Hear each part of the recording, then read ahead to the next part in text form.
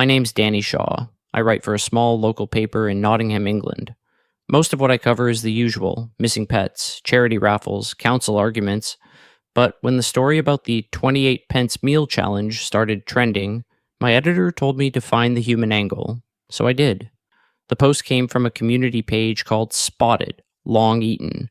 Someone named Kira Sockford Sandville wrote, "Everyone's crying cost of living crisis, but you can feed a family for £1 if you can boil water and open a tin." There was a photo of bargain brand spaghetti, bright yellow packaging, 28 pence a bag. It sounded smug but harmless enough, until people started tagging it 28 pence and full. Within 3 days, every supermarket in the county had run out of that same pasta. Customers queued for it like it was petrol during a shortage. Managers said they'd never seen anything like it. I interviewed a checkout worker at Asda. She told me the shipments came in overnight, but the boxes felt too heavy for dried pasta. The barcodes didn't register at the till, yet they still printed receipts. Then, she said quietly, "The people who buy it don't come back." The first family I spoke to were the Larkins from Sandy Acre. They invited me in, proud of how much they'd saved. Mrs. Larkin boiled a pot while we talked. The smell wasn't right. It was sweet and metallic, like syrup mixed with rust. They each had a plate, but they didn't eat with forks. They used their hands, scooping it up and pressing it to their faces. I asked what it tasted like. "Warm," she said. "It tastes like being full." The pot refilled itself while we spoke. I left before I could see more. Back at the office, I searched for the original post. It was gone. Kira's profile had been wiped, but her name appeared elsewhere, on supermarket receipts, on the back of pasta packets, even in an advert that played before YouTube videos. Just Essentials, by Kira. Feeds a family, forever. Everywhere I looked, the slogan spread like mold. The next week, I drove to Kira's address. It was a small terrace off Darby Road, windows papered over. The neighbors said she'd moved after the deal. Inside her letterbox was a note, handwritten in red marker. "It's not just the economy, it's the effort." When I touched the paper, it felt damp and faintly warm. Now the story isn't just local anymore. National outlets are reporting miracle food packs. Ministers are praising it. There's talk of contracts and nationwide rollout. But in every photo, the people posing with their 28 pence meals look thinner. The same strained smiles, the same yellow hue behind the eyes. The air outside the stores smells faintly of boiling water. It's 3:17 a.m., and my flat smells like boiled water too. I don't remember buying anything, but there's a saucepan on the hob, steam rising. Inside is the same yellow bag. The label's changed again. Now it reads, "Just Essentials," by Danny Shaw. Feeds a family, forever. The pot's starting to bubble. I think I'll just leave it cooking, for a while. I left the pot simmering and went for a walk just to get the smell out of my head. The streets were silent, every window fogged from the inside as condensation pooled along the glass like thin mist. Outside the supermarket, the trolleys were all pushed together in neat rows, but there were no cars in the lot. The automatic doors stood open, humming softly. I called out, "Hello, anyone working tonight?" Only the freezers answered, their motors droning like distant breathing. A display of "Just Essentials" by Kira filled the front aisle. Spaghetti, rice, flour, all bright yellow. Each packet bulged slightly as though filled with air. When I touched one, it pulsed once, like something living adjusting itself to my hand. Every checkout light blinked ready. On the screens, a single phrase scrolled again and again. Full, full, full. At the far end of the shop, the air shimmered, like heat above tarmac. Within that shimmer, I could just make out shapes, people, dozens of them, standing in neat rows, heads bowed, hands clasped as though praying. I took one step closer, and the shapes shifted. They weren't there exactly. They were more like reflections caught inside the glass doors of the chillers, faces of people I recognized from interviews, from missing persons posts, the Larkins, the Asda clerk. Their mouths were moving slowly, forming one word I couldn't hear over the hum. Then the humming stopped. The silence was so sudden that my ears rang.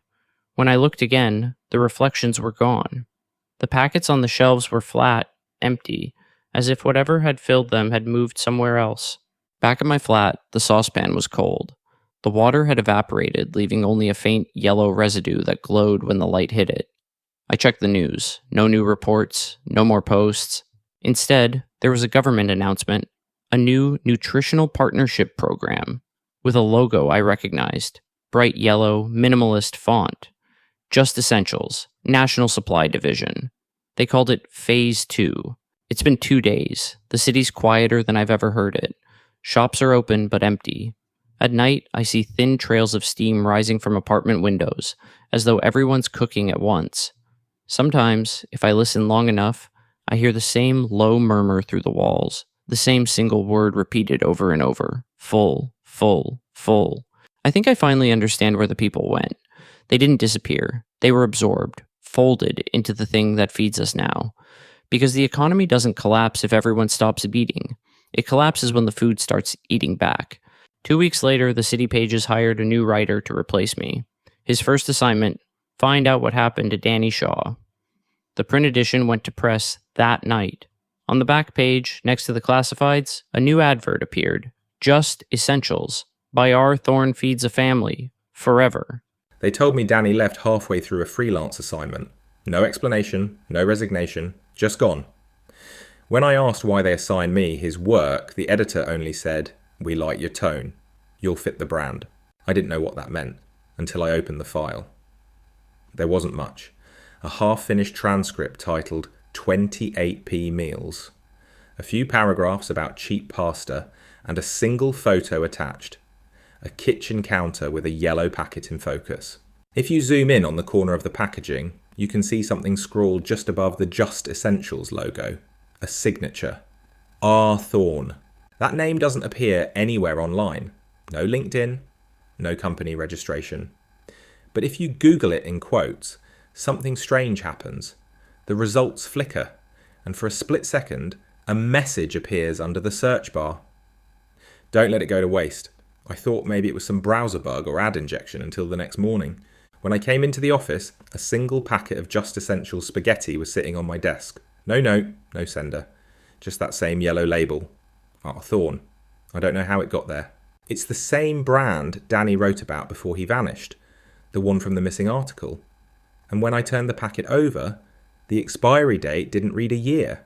It just said one word. Forever. I didn't open the packet. Not yet. I kept it in my drawer like evidence. A reminder to finish Danny's story and then forget about it. But the next morning, the smell of cooked pasta filled the office. No one else noticed. I asked the receptionist if someone was eating lunch early. She just blinked at me and said, "You're early." Lunch isn't served until 12. Then she handed me a visitor pass. "Your guest's already waiting for you."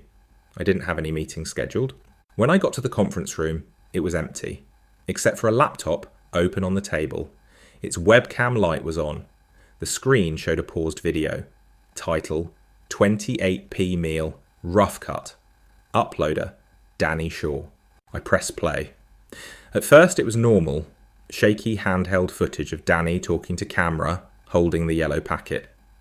He looked tired but focused, like he'd been up all night writing. Then halfway through his tone changed. He looked off screen, frowning. The audio glitched. It's not food. It's like it knows when you're watching. Then came static, followed by the sound of boiling water, loud, almost deafening, and a voice, faintly underneath. It wasn't Danny's. It said, "Don't waste it." The screen flickered, and for a second I thought I saw my reflection in his webcam feed. But it wasn't the office behind me. It was a kitchen. Danny's kitchen. The pot on the stove was still steaming, and someone was standing next to it, a man in an apron. Back turned to the camera, slowly stirring. Then the video ended. I closed the laptop, but my email pinged immediately after. Subject, continuity notes, urgent. No sender address. The message read, "Make sure he finishes his meal." Attached was a zip file named R_Thorne_assets. Inside were audio snippets, looping recordings of boiling water, chewing, and faint whispering. And one file titled Danny_final.wave. I listened. At first, silence. Then a voice, soft, wet, like someone speaking through their teeth. It's not done yet. You have to eat. You'll see what I mean. Then breathing. Then a laugh. Tired. Familiar. It was Danny. They said you'd finish it. You always finish your work, don't you? I stopped the playback, but the voice didn't stop. It kept going, echoing faintly from my computer speakers after I unplugged them. Now, when I close my eyes, I see noodles twisting behind my eyelids. Not cooked, not raw, just moving, alive. And I can hear him whispering between the sounds of boiling water. Don't let it go to waste. It's been a week since I found Danny's files. I haven't been sleeping well. Every night, I wake to the same sound. Bubbling water, distant and rhythmic, like something boiling in the walls. Sometimes I swear I hear chewing. Other times, quiet laughter just under the hum of my fridge. I tried to tell my editor. She looked through me like I'd said nothing at all. Then she slid a folder across her desk. "Marketing loves your rewrite," she said. "We're putting your name on the next campaign." When I opened the folder, it was the same ad layout. 28p meal. Feeds you forever. But the byline had already been filled in. Written by Steven Zimmerman. My actual name? What the hell? I hadn't submitted anything. That's when I noticed the faint watermark across the page. An emblem I'd never seen before. A circle of thorny vines around 3 letters. RTF. Arthorn Foods. I went home and unplugged everything. Laptop, phone, router, all of it. Didn't matter. That night, my TV turned on by itself. The static cleared and showed the same supermarket aisle from Danny's video. Only now, I was in it. Walking, shopping cart in hand. Moving past rows of identical yellow packets, each one stamped with my name.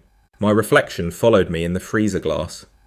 Thinner, paler, eyes dull like the shoppers Danny had filmed. Then Danny appeared at the end of the aisle, smiling, holding a steaming bowl. Hey, Steven, I told you you'd understand.